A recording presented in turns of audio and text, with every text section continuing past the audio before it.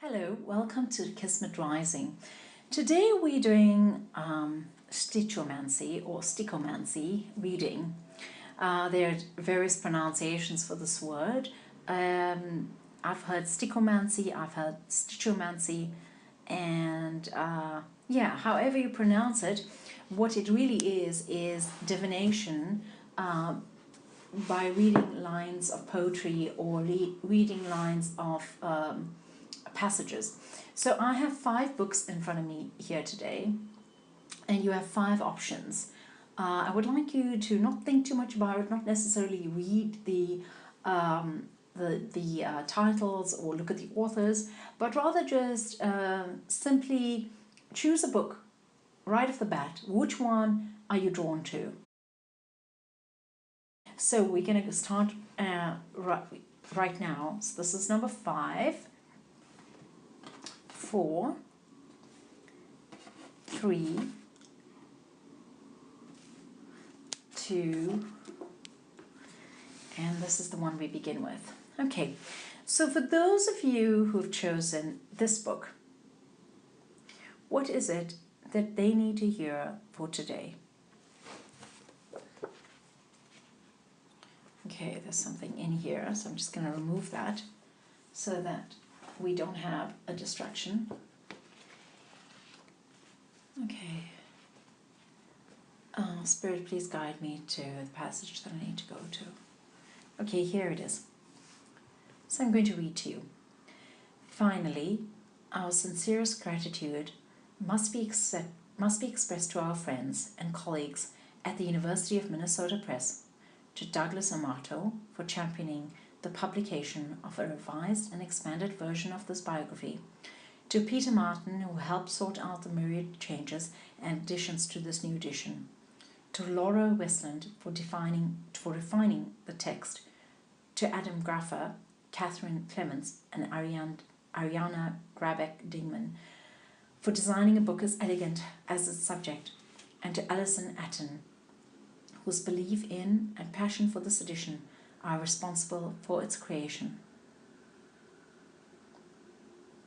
Okay, so that was a paragraph out of the acknowledgements, and for those of you who can't glean anything out from that, I'm going to choose a passage within the novel itself. There it is.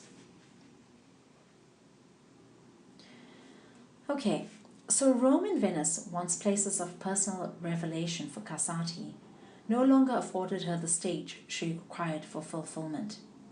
The villa on the Via Piemonte began to lose its charm, and stays at the Palazzo dei Leoni in the Grand Canal became increasingly less frequent, while Denunzio now held court in his shrine on the shores of Lake Garda. The Marchesa desired a sanctum of her own. A new venue was sought in which to continue exploring a thoroughly eccentric existence. Within the palace of a dead poet, Luisa Casati would prove herself capable of conjuring the most extravagant visions one final time.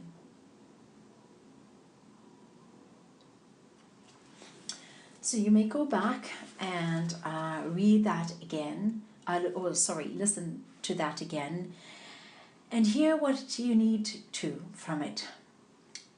There is a message in there for you. And I think the message has to do about understanding the glories of the past and letting go of that to create new glory in the future.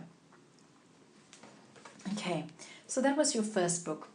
For those of you who've chosen the second book, we're going to go right into it. Okay.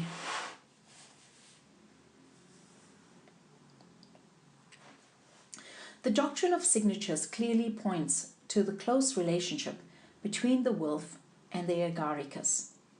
The attractive power of red for the wolf extends well beyond the pull that the color of blood must have for a predator and carrion eater. It is powerfully archetypal. The most salient feature of agaricus is its eye-catching bright scarlet cap. This is the most powerful statement. The wolf and the raven are both drawn to red, and both are totems of the Norse war god Odin, Wotan, and the Vikings, the legendary fighters of the Norsemen, reputedly took Agaricus to arouse their ferocious battle ardor. The connections are clear.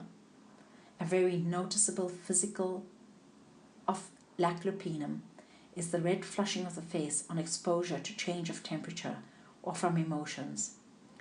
Agaricus is exactly the same. Okay, I'm going to read one other passage from this book for those of you who've chosen this one, and let's hope that it resonates with you. The forbidden urges that torment him alienate him from his family, friends, and society, increasing his insularity and closed nature. His inner life becomes ever more secret and hidden, even from those who are closest to him.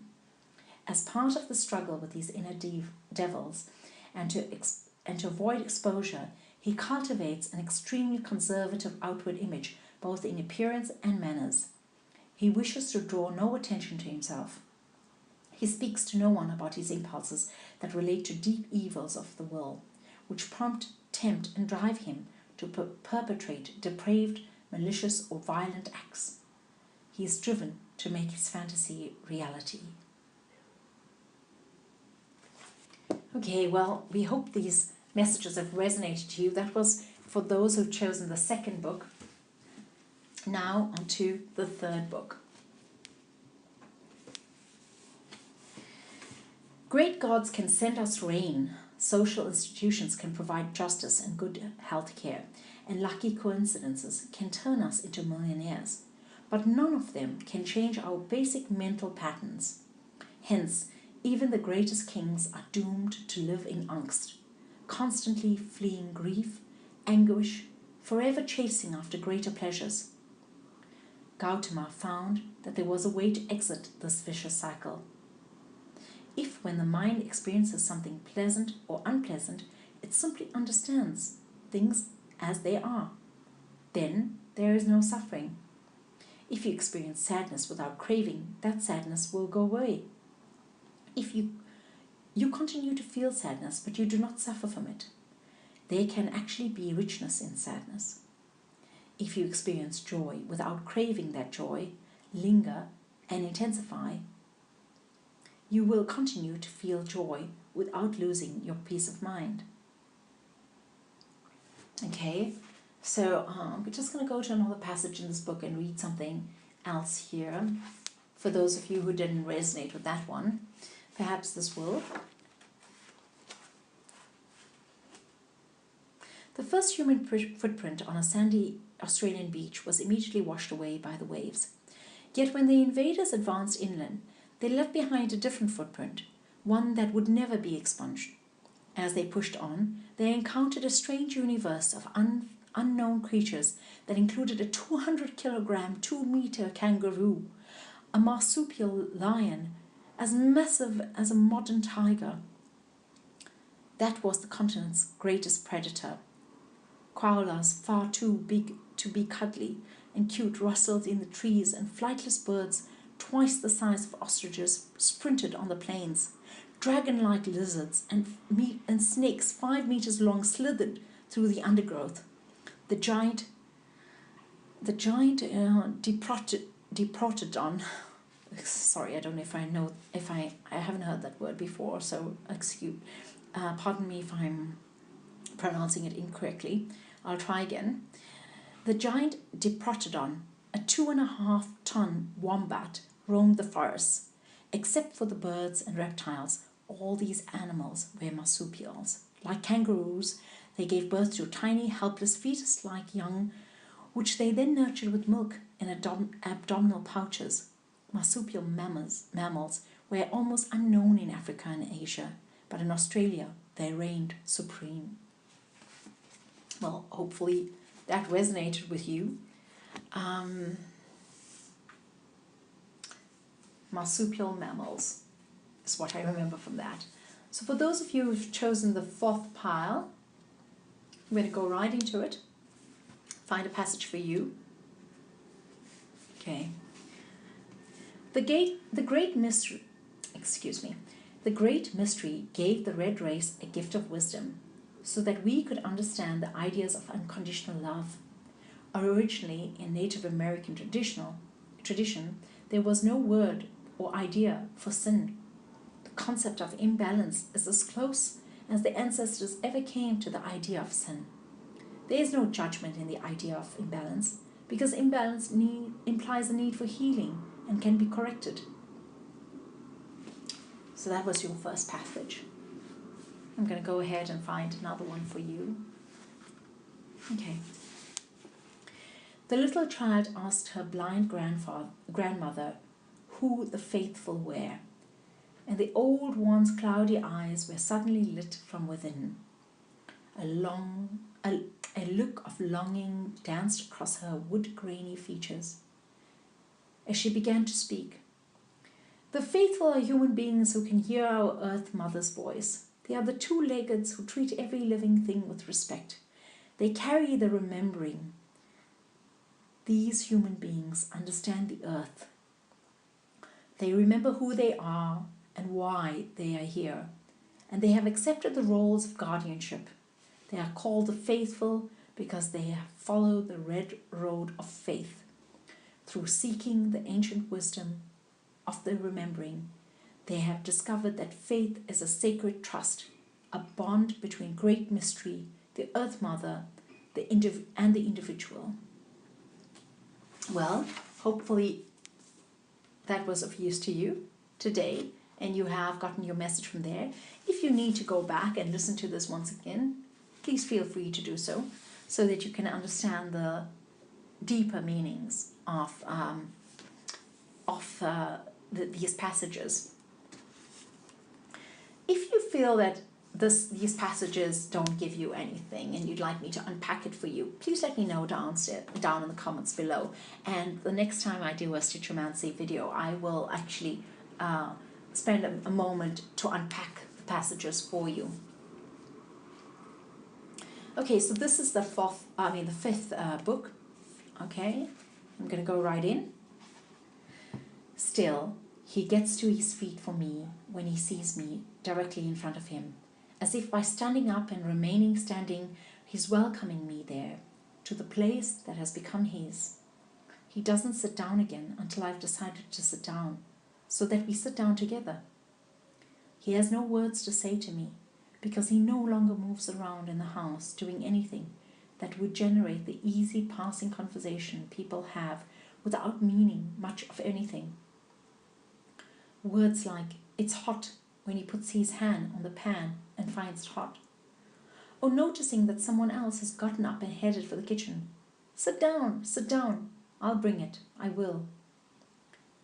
These are the sort of words he no longer says. And so we remain silent, sitting together on the facing chairs, and I resume thinking about whatever it was I was thinking of before I sat down.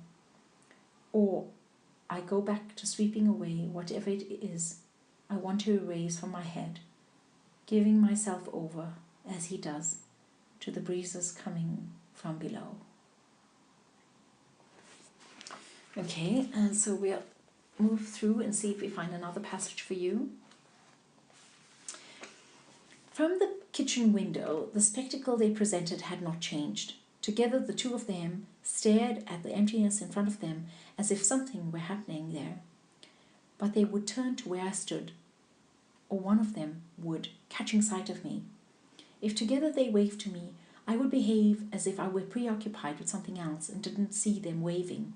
That's what I would do, so that my mother would call out to me, and maybe the woman would give her some help.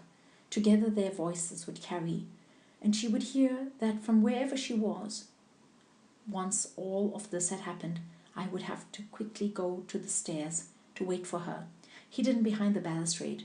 I must see her from the very first step she takes out of the apartment, for very little time will have passed since she was moving among the mirrors and looking at her body fully naked, fully revealed.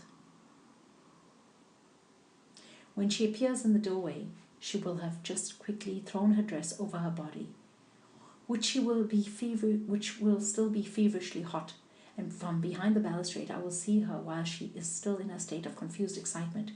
Indeed, when she appears, she'll be more in disarray than she was in there, in front of the mirrors, still trying to stop the thing that was welling up inside of her like warm, thrusting waves. So, for those of you who've come to my channel today and who've been listening to one of these excerpts in an effort for me to do a Stichomancy form of divination with you, I hope that you have enjoyed it, and I hope that you have gotten what you've needed from it. Do let me know in the comment section down below if this is something that resonates with you, if you'd like to have more of this. And once more, do let me know down below that if this is something that you want, whether you would like me to unpack the passages for you and give you some clairvoyant insights with them as you go along. And yes, I hope that they have been messages that you've needed to hear in your life right now.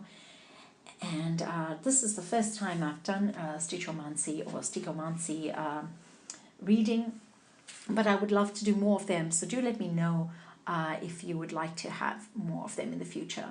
So once again, I thank you for passing by and partaking in this. And yes, do pass by my website and see if there's anything that you need from there as well. It's kismetrising.com, and I wish you all the best and blessings abound. Thank you very much.